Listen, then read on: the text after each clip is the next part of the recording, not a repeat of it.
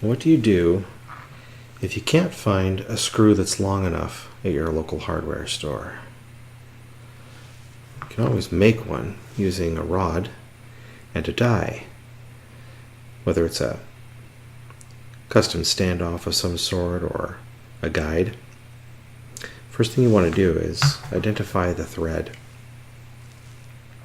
Using this gauge here, I can see this is 32 teeth per inch.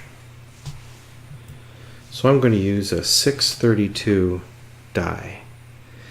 And you'll notice here that there's a side here that has a wider opening and a side that has a more narrow opening. And this narrow opening is the final thread, where this side, the wider one, is actually the side that receives the rod. So take your carrier and insert the die and secure it.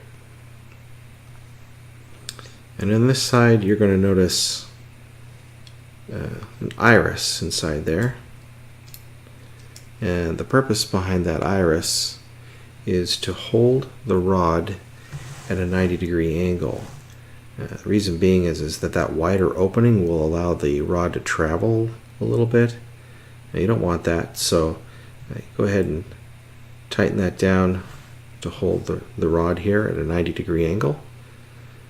This is where things get a little bit more difficult, because this is a considerable amount of force that you're going to need to exert on this to be able to get it to travel through the die.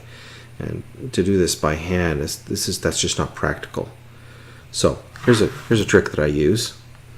I actually just use a drill.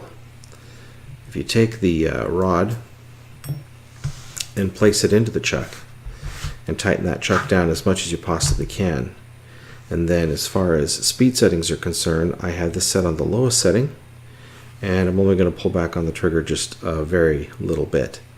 The key here being torque is your friend, not so much speed, because you go too fast and you're going to heat up that rod a little bit too much. Might cause some problems. In fact, we'll add a little lubricant on the end of that to help facilitate the process of feeding it through the die. And place that in there, 90 degrees.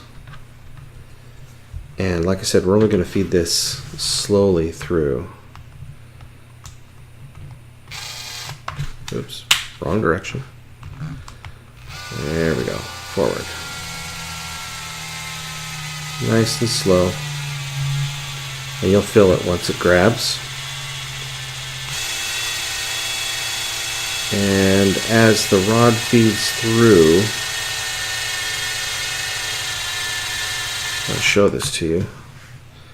You'll see here as it feeds through,